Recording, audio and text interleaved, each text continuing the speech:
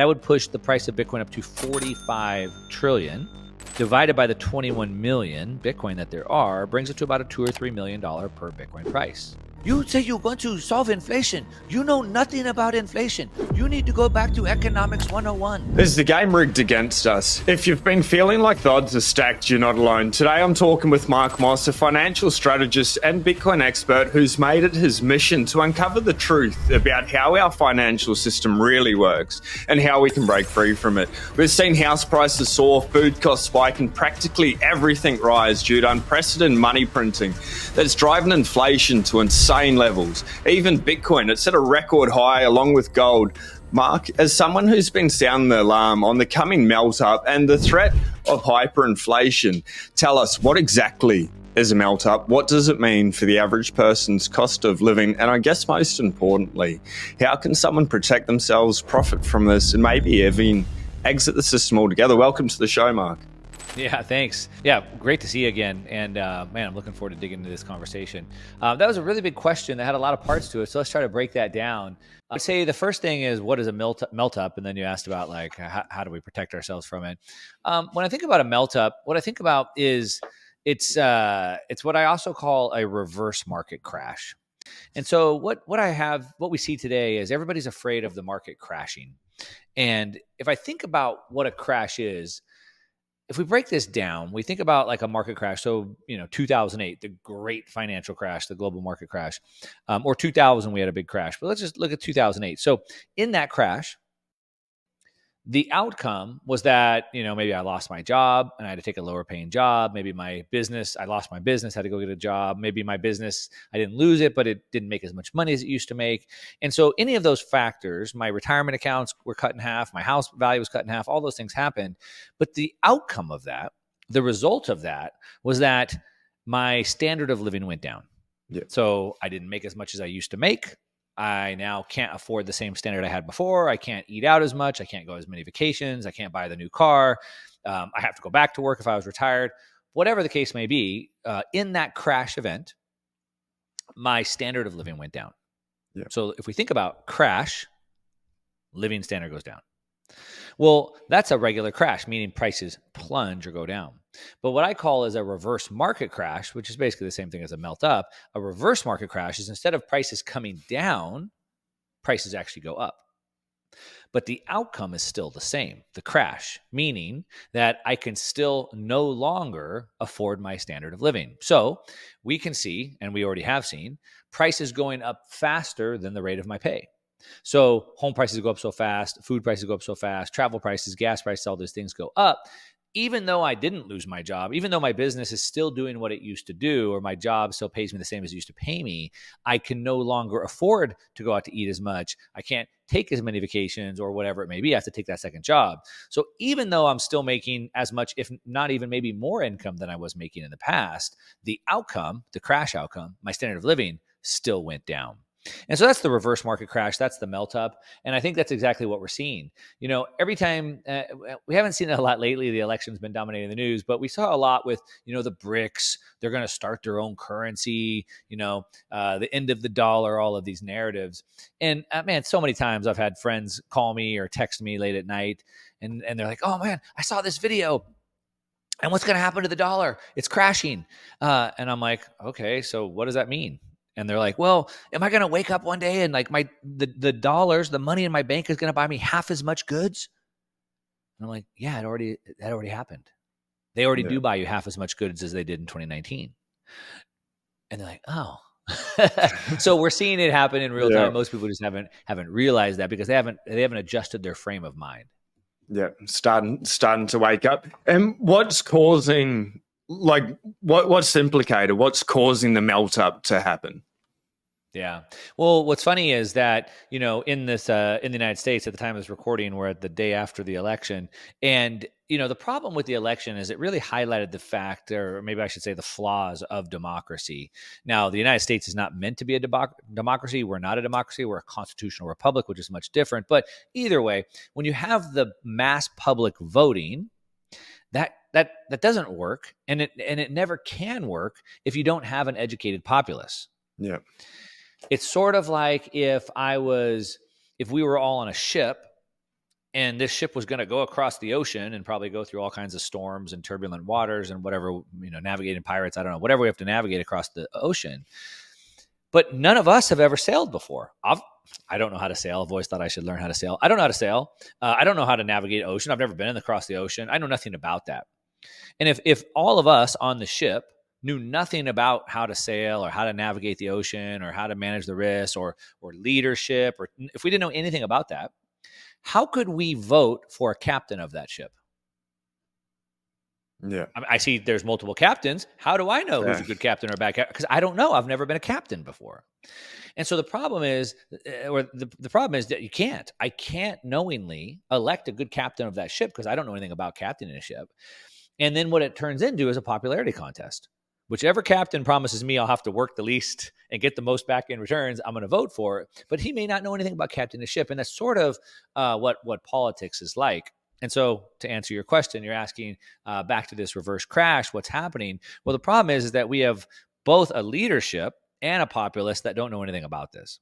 Now, in this election, there was a debate that happened between, I forget her name, Lily. She's from communist China. She grew up in communist China. She's now a citizen of the United States. She's running for office. She was running for office. And she was debating against, was it Jake Sullivan's wife? I forget her name. And they're talking about inflation. And she said, Lily, and I think she's a champion. I'm not trying to make fun of her, but she had this very thick Chinese accent. She said, you say you're going to solve inflation. You know nothing about inflation. You need to go back to economics 101. And so we need to understand like economics 101. And she said, it's the printing. That's what caused the inflation, right? So she was basically telling her opponent, like, you don't even understand the problem. How are you going to solve it? And it always comes back to the money printing. Up until about 1950, the definition of the word inflation was known as something different than it is today. Up until about 1950, Ludwig von Mises gave a talk in, I think, 1952, saying, you've changed the definition of the word, and here's why. So up until that point, the word inflation was the inflation or the increasing of the monetary supply. So if you think about a balloon, if I have a balloon and I inflate a balloon, I'm increasing the volume of air in the balloon. So if I think about inflation, I'm increasing the volume of what? Increasing the volume of the money in circulation. Around 1950, they changed it to now prices going up. So it's consumer price inflation. So now we go, well, inflation is the price of milk went up and steak went up and travel and gas and all these things went up. And that's exactly what Lily's saying. She's like, look, you don't even understand inflation. Inflation is because the government keeps on increasing the money supply through this debt, right? We're in a debt-based monetary system. And so we have to understand the real definition of the word if we want to understand it. And so every time the government increases the monetary units, we're being liquidated. For some of the audience, if you're an investor or a business owner, you might understand this analogy. If I owned a business, and let's say that it was worth $1 million, and I said, hey, Sean, do you want to invest into my business? I'll sell you 10% of my business for $100,000. So you give me $100,000. Now your $100,000 now represents 10% ownership of my $1 million business.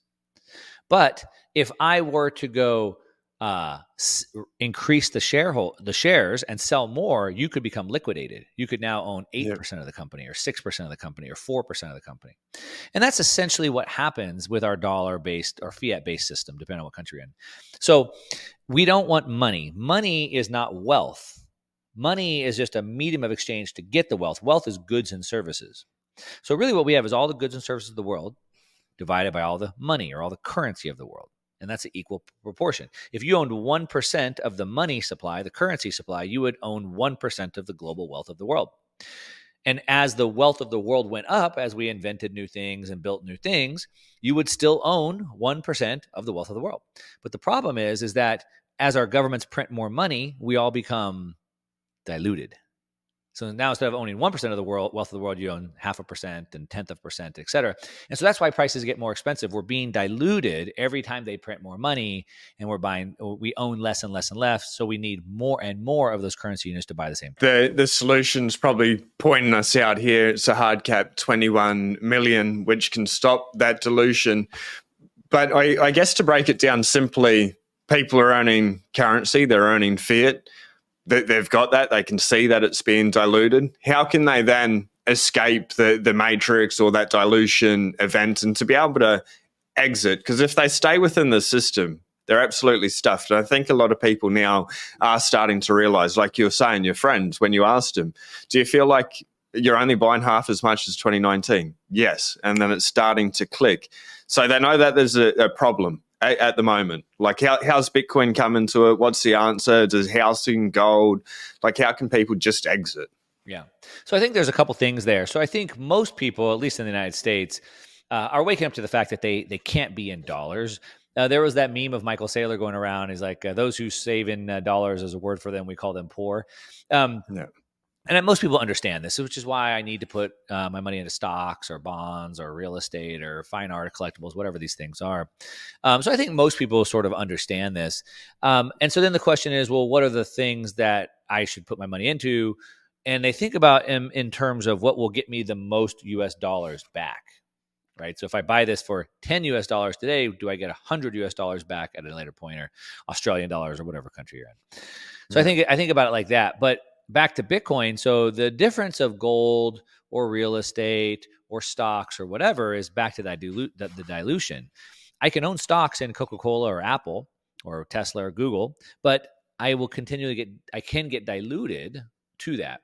If I own gold, they're constantly bringing new gold out of the ground. There's inflation. So I'm constantly getting diluted to the percentage of gold that I own in the world. But Bitcoin, because it has a hard cap to it, let's say like Michael Saylor, the legend, he's sitting on about 1% of the Bitcoin supply. Now, I believe in probably less than 50 years, Bitcoin will become the new unit of account of the world. There's an evolutionary process that money goes through. The final step becomes that unit of account. And I believe it can reach that within 50 years. And that means that all goods and services around the world are now priced in Bitcoin. And now that means that the entire value of the world, all the goods and services in the world, divided by 21 million Bitcoin.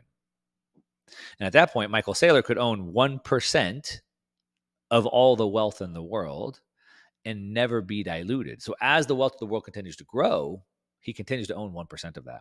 And so that's what it means. Now, don't be discouraged. I can own 1/10 of 1% or 100th or 1,000th of 1%. But as that wealth continues to grow, my percentage continues to grow in value at the same time. And that's the magic of the hard money cap or the fixed money supply. Yeah, no, I like that. So, like, Bitcoin is literally sitting at an all-time high, or just under, $76,000, but thereabouts. People are going to see this. Bitcoin's never been priced this high.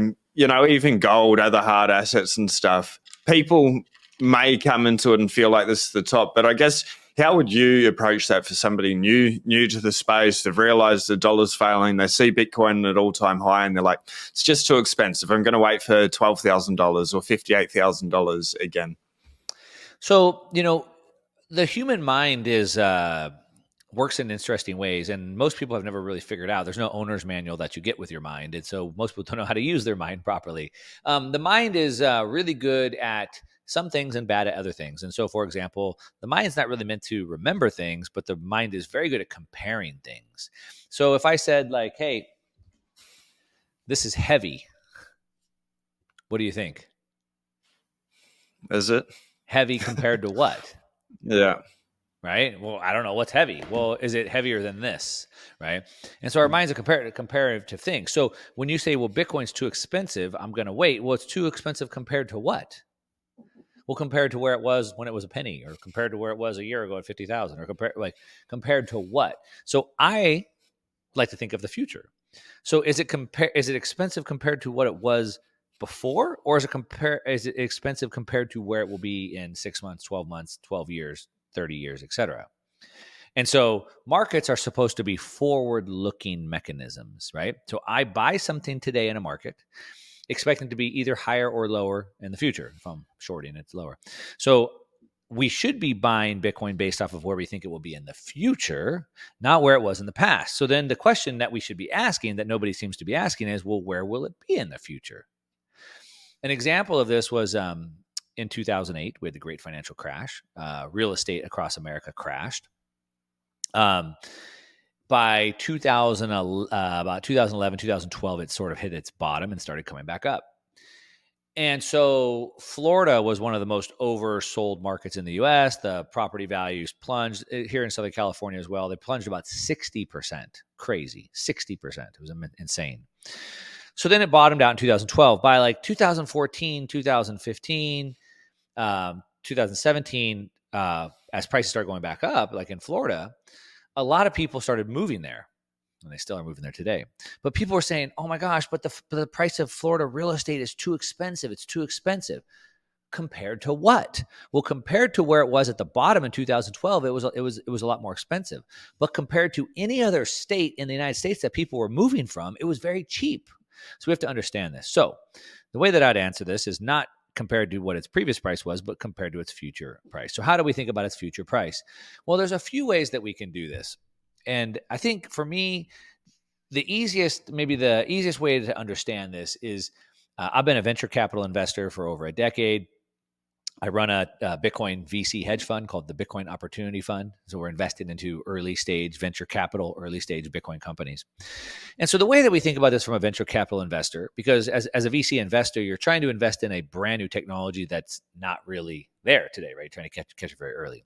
So let's say hypothetically that we were in Silicon Valley and I was pitching on Uber 15 years ago. And I said, "Hey, I got this idea, Sean. I have this app. And I think it's worth a lot of money. And maybe you want to invest into it." And you're like, "What does the app do?"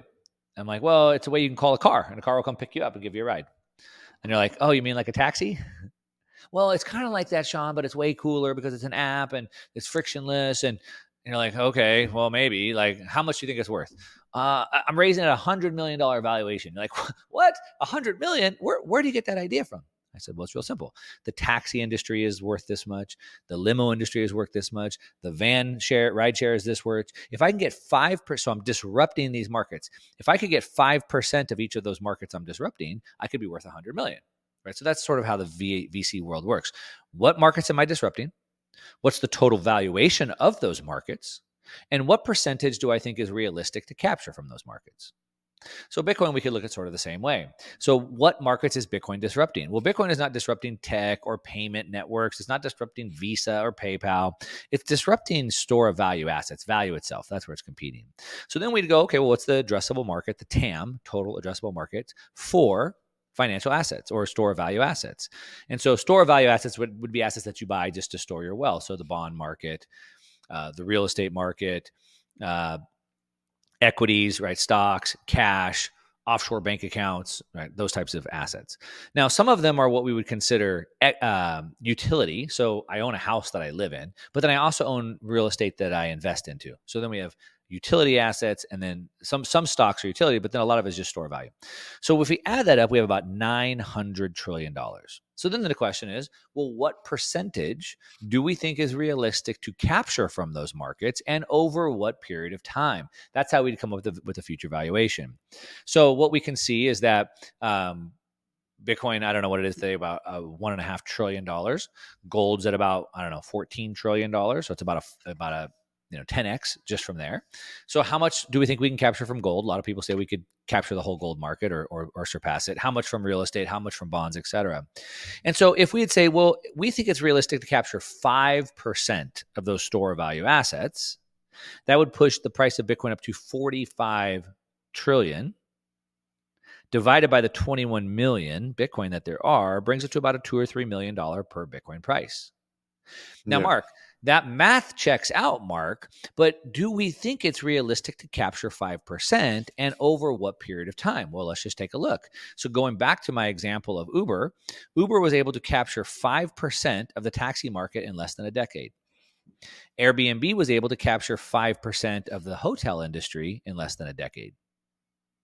We saw just last week a pension fund in Europe, I think it was called Cambridge, allocated now 3% of their fund to Bitcoin.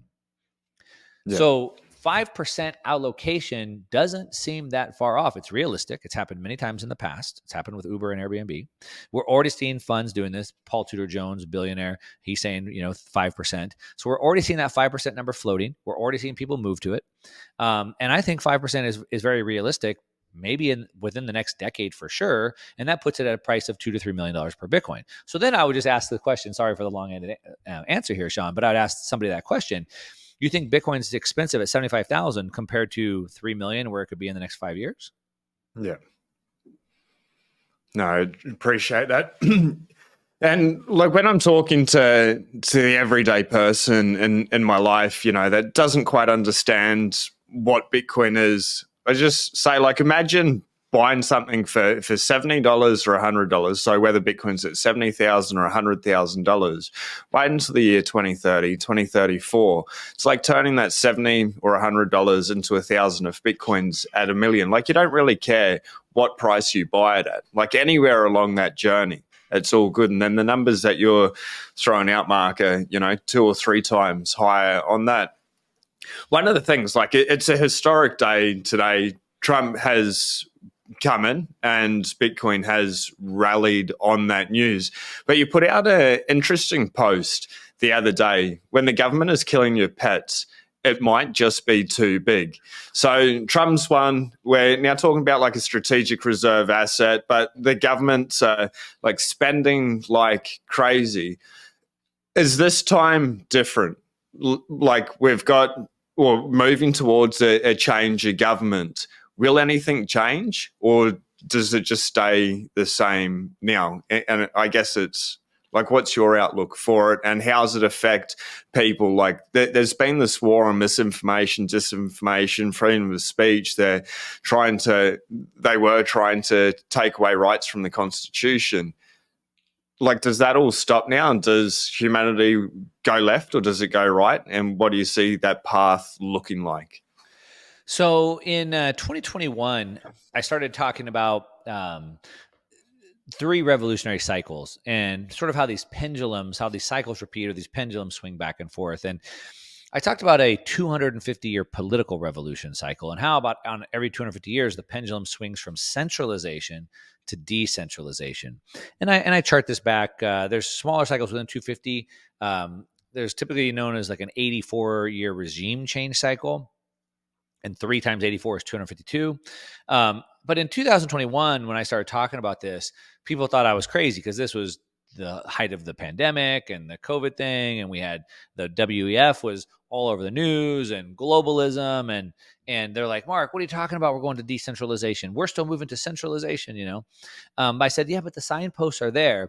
I think it's a lot more apparent now. So in my opinion, and based off of historical cycles, it looks like the world and human nature always takes things too far and then overcorrects too far and then goes too far. And so we went way too far towards this centralization, the dollar, the U.S. world-led order, the dollar homogeny, the UN, the WEF, all of these things. And I think the world is sick of that, and it's pushing back against that. And so we can see this globally with China and Russia and the BRICS breaking out, but we can see it in the United States as well. And I think this election really shows that the world basically, what this election was in the United States wasn't about Trump or Kamala. It was really we the people versus the deep state establishment. And most Americans knew that. It wasn't a personality contest or a beauty contest. It was about the people, independent, decentralized, private citizens against a global order. Now, the number 2 person at the World Economic Forum, Yuval Harari, was on all over the internet just this last week saying, if Trump wins, this will be the final death blow to globalism. Yes, exactly. That's what we want. Right. That was the whole thing. Yeah. And so I think this really represents that. Now, to answer your question, going back to that, will this actually bring in real change? I mean, that's said to be seen. We'll have to kind of look backwards at it. But I think what's really interesting here, this is not red or blue. This is not Republican versus Democrat. This is not Kamala versus Trump. It was really a difference of if we, the people, should be smart enough to run our own lives, or we need to have a global nanny state tell us that. And the beauty is that Trump won, and it wasn't Trump. It was RFK Jr. for health, and it was Vivek Ramaswamy for government, and it was Elon Musk for efficiency. And they brought Ron Paul out of retirement to join with the government efficiency with him. And we have Tulsi Gabbard, we have Dana White, the greatest promoter, and we have Joe Rogan. I mean, so it was, and these were all lifelong Democrats that now form this party. And not only did they take the presidency, but in the United States, we have 3 forms of government. And so they took also the Senate and the House. Now, the other form is judicial, the the legal system. But they took the House, the Senate, and the presidency. So I think there's a chance to get a lot of reform through. So I think, given that we're at this 250-year political revolution cycle, the pendulum is swinging back. So the cycle shows us this. Number two, the people expressed and voiced their opinion that they reject the globalism that's being forced on them, reject those policies. And then three, because of the just total smackdown that the political party received, we're aligned to push real change through. I'm expecting something big. And Sean, I think we could be sitting at the precipice of a massive change globally, because the U.S. has basically led the world. If we go back through history, the U.S. has led the world, has influenced the world through American exceptionalism by doing, by being, not by forcing, right? So unfortunately, the U.S. has now turned into trying to force nations, weaponizing the dollar against people. If you don't do what we say, we're going to do sanctions, et cetera. But the U.S. used to lead by example. We could outcompete the world with innovation and technology and manufacturing. And I think we're about to see that change. We have Vivek Ramaswamy talked about taking so many restrictions off the American economy that it could start growing again. We've seen what Twitter did, this disinfectant, by opening up free speech. The best way to fight and counter mis or disinformation is free speech. And so I think we'll get more of that. And if we get more of that, that's going to affect the rest of the world. If the U.S. is able to openly talk about things freely, it's going to change what's happening in Australia. It's going to happen what's changing things that's going to happen in Europe, et cetera. And we'll unleash the economy. And I think the U.S. could become this bright spot that the rest of the people will look at and say, we want that. So, for example, China was one of the last countries in the world to sort of hang on to the strict measures of the pandemic and force their people to wear masks. And if you can remember, it was during the World Cup, what we in America call soccer, the rest of the world calls football. But it was during the World Cup that the Chinese citizens saw that all these people were at the game and they weren't wearing masks. Like, wait a minute, how come they're not wearing masks? And that's what collapsed the whole system. And that's why for the globalists, for the Bolsheviks, the communists, whatever you want to call it, it's why they have to restrict speech. Because when other people can see other people living the truth and living that better life, they want that. And that's why America, the shining light on the hill, sort of had to go down. But I think we have another shot, Sean. I think we've wrestled the hands back, this country back from the hands of the Marxists. And I think we have another shot at it. I truly hope you're right. Like yesterday, while the election was going on and late into the evening, Australian Parliament was trying to shove through the misinformation, disinformation bill while everyone was not distracted, but while everyone was paying attention to the election. They're trying to push through this bill, which is a total attack on free speech. And, I've woken up and got ready for this podcast, so I'm not sure of the outcome or whether they got it through. But basically, I'm not sure if you've heard about it, Mark. The bankers have put something in there. So somebody like myself or yourself can't say that the banking system's unsafe or cannot say that they don't have proof of reserves or anything. You basically can't talk about it. So like, say 2008 or somebody just warning, maybe your money in the bank, it's not the best place, hyperinflation or inflation's coming. That's misinformation, disinformation. Even if it's true, they've granted themselves like free speech access and like certain cohorts free speech, but they're just like coming down. I don't know if they shoved it through or not, but if they did, then like we're already actively working on CBDCs. Digital IDs are already like in legislation. So, like, I'm so happy it looks like the states could go one way, but Australia, it looks like, is still just trying to go down that Marxist control path. Like, I guess, how do you break out of that? Is it just time and people waiting? Like, we've got an election coming up soon as well. Well, I think, it all starts with education. That's where it starts with, which is why the education system is the first thing they capture. In Karl Marx's book, The Communist Manifesto, he gives 10 points of communism. And of course, one of them, I forget if it's number 0.6 or 7, which is, take over the education system. And so you have to have an educated populace for this, kind of going back to this whole democracy situation. And so if enough people in Australia understood what was really at stake and what was going on, the voting would be way different, of course. Yeah. Now, is there any hope? Well, as I kind of said, right, like if America can really restore freedom of speech, which it sort of has, there's a lot of nuance to this conversation. So for anybody listening, Of I mean, course. Facebook and YouTube are private businesses. I'm on YouTube. I understand it's a private business. They don't have to allow me to be there, so I should abide by the rules of their sandbox. It's a little bit different because we have the government coercing a private business, so there's a lot of nuance there.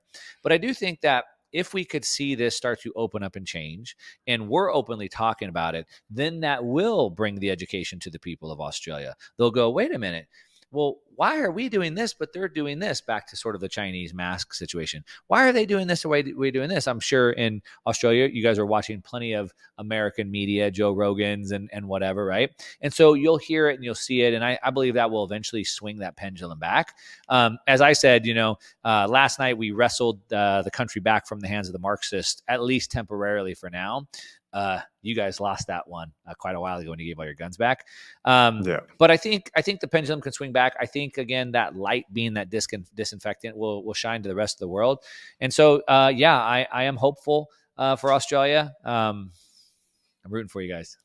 I hope so, and it is good. Like we're starting to see it. Javier Milei, Nayib Bukele, now President Trump going back in. The world is shifting. So we've got an election coming up, and we'll see. But the misinformation, disinformation bill, it scares me, and it's nice having a second passport just in case.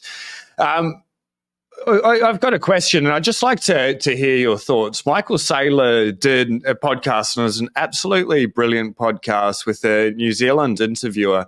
And he said, paraphrasing, it's not exact, but people that are really pushing like Bitcoin and self-custody, basically paranoid crypto anarchists. What are your thoughts, I guess, specifically on holding it in self-custody? Like, is it being overly paranoid, or is it just the right thing to do and it's part of the revolution that Bitcoin is?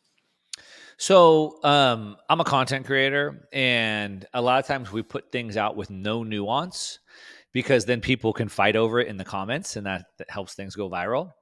Yeah. The other day I was working out in the gym. I go to the gym in the morning before work, and there's like these adults like my age in the gym wearing like Halloween costumes. I'm just like, I just thought it was lame. And I just tweeted, I said, I think it's what I say. I think it's weird when adults are dressing up for Halloween. It's strange. And I said extra cringe points for if you put face paint on or whatever. Now I threw that out there with absolutely no nuance, and the comments erupted on that thing. So people are like, well, what about if I'm dressing up with my kids and I'm taking my kids somewhere? And it's like, of course, like I have kids. I dressed up with my kids, of course, right? Like, of course, there's nuance there, right? Well, what if it's my job? And okay, sure, if it's your job, right? So there's always nuance to these things. Yeah. And so I think it's kind of weird for me to be a grown adult and just dress up and go to the gym. But yeah, if I'm going to dress up with my kids, like it's different, right? And so in that interview with Michael Saylor, I didn't watch the whole thing. What I believe at this point is some of the things that he was saying were taken without the extra nuance he provided in the rest of the interview. I don't know if you saw the whole thing. I didn't. Yeah, I watched both parts. And of course, like there's always nuance to it. Yeah. So what I would say is that everything in life has trade-offs, and this is where, from a content creator standpoint, seeing several thousand comments a week coming across my platforms, I feel that there's a real lack of ability to see nuance in the world from people today. Things are not linear, and things can also be good and bad at the same time. So if I'm an institution, if I'm a hedge fund, if I'm a family office, the way that I need to use Bitcoin, interact with Bitcoin, and secure Bitcoin is way different than if I'm a pleb that has $500 worth of Bitcoin. It's just different. Yeah. And so I can't blanket statement say everyone should use a cold card. Like, no, it just doesn't work for everybody. If I had a corporation that had shareholders, I wouldn't want one guy holding the key on a cold card. There was that company in Canada years ago. I forget what the name of the company was, but supposedly the founder died and he took the keys with him. Like, that doesn't work. Well, right? And so it's very easy to understand that the way they need to use it is different than the way this pleb with $500 needs to use it. And so if you understand Michael Saylor's audience, the other thing I would say is that, and this is what long form is good for, is the nuance. The other thing I would say is that even for me, I might use my stack differently. So, for example, a big chunk of my stack is in cold storage and it'll never be pulled out. Like it's just there. But then Yeah. I might decide that I want to put some of my stack into this company I'm working with, are doing these golden visas in Portugal.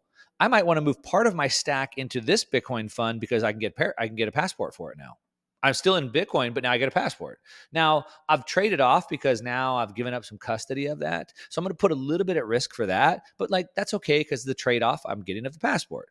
And then Yeah. I might want to, I wrote a free ebook. It's on my website, onemarkmoss.com, on how to retire tax free off of Bitcoin. And you do that by leveraging some of your stack with debt and then rolling the debt every year. So then I might want to take a small part, maybe 5 or 10% of my stack, and borrow against it so I can have income off of that. So, like, maybe some of it's in cold storage and maybe some of it's on a multi-sig, but some of it I want a little bit more accessible. So that goes onto a cold card, but then some of it I want to leverage for debt. So that's over here. Some of it I want the passport. So that's where the nuance comes into play. I would say, if I want to make a statement without the nuance and to sort of combat maybe what Michael Saylor was meaning, although like, again, I didn't see the whole interview. I believe that Bitcoin solved one of the oldest problems of humanity. And if you want to make money in the world, you have to solve problems. And the bigger problems you solve for the more people, the more money you make. You figure out personal computers and bring them to all the people in the world, like Bill Gates, you become one of the richest people in the world. And so one of the oldest problems in humanity is, how do I store my property in a way that it can't be stolen? So the original cavemen, like, you're going to come kill me and take my chickens. So then we band together, and then it's this village against this village, and it's this kingdom against this kingdom, and now it's this government against this government. And Bitcoin answered that. And it allows me to now hold my property in a way that cannot be diluted or seized or censored.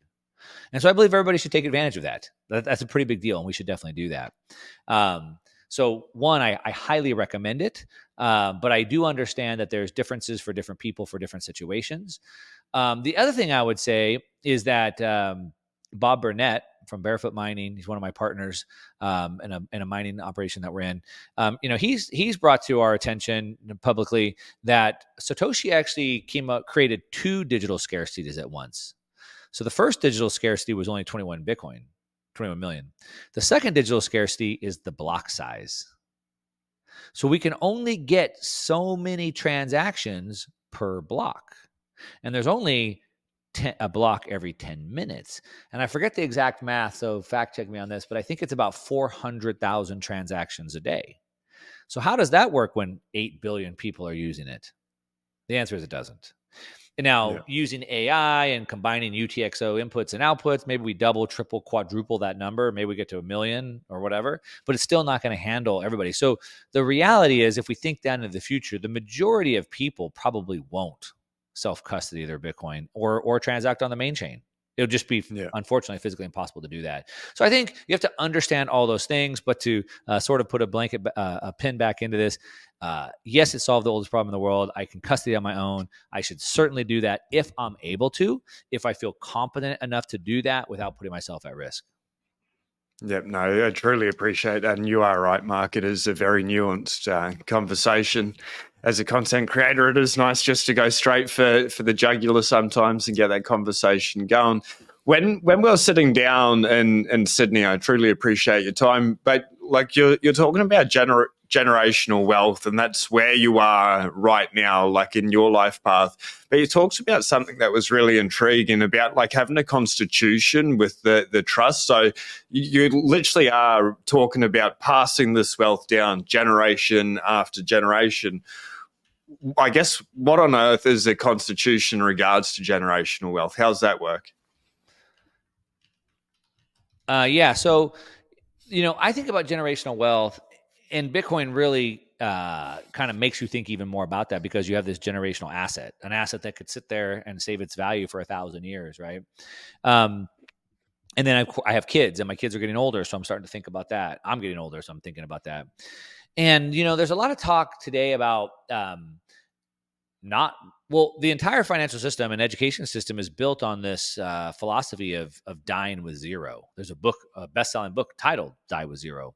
And so basically the goal is to get a good job, save for retirement, save for retirement. So that means I'm going to save a bunch of money to that. Then I can stop working. I can live off the savings. And hopefully my savings doesn't run out before I die, which I think is a horrible idea.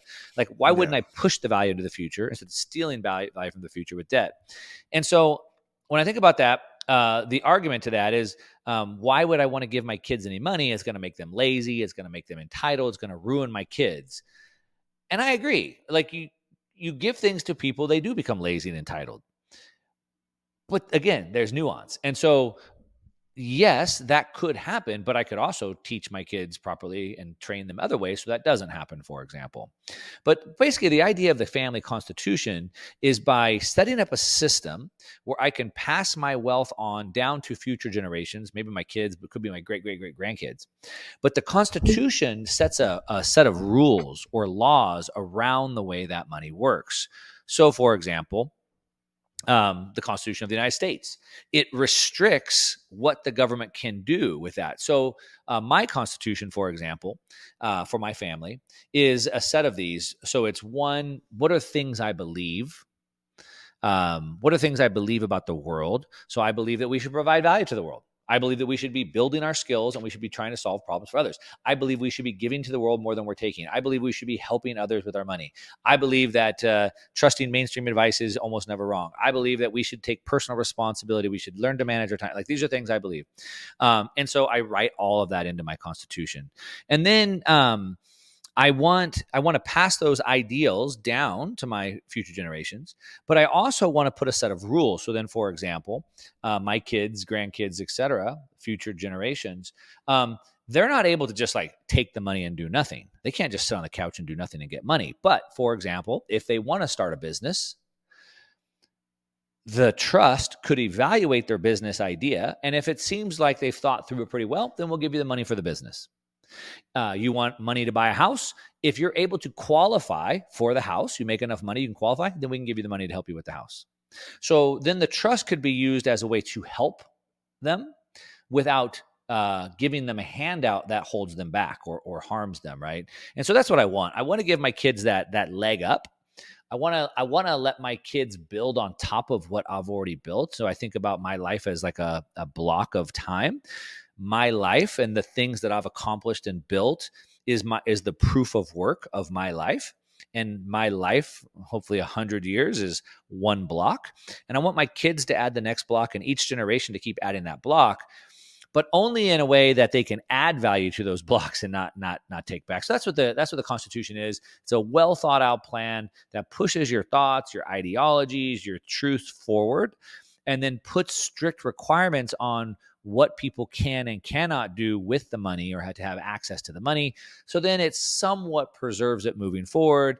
It can pay for education, it can pay for courses, and things like that.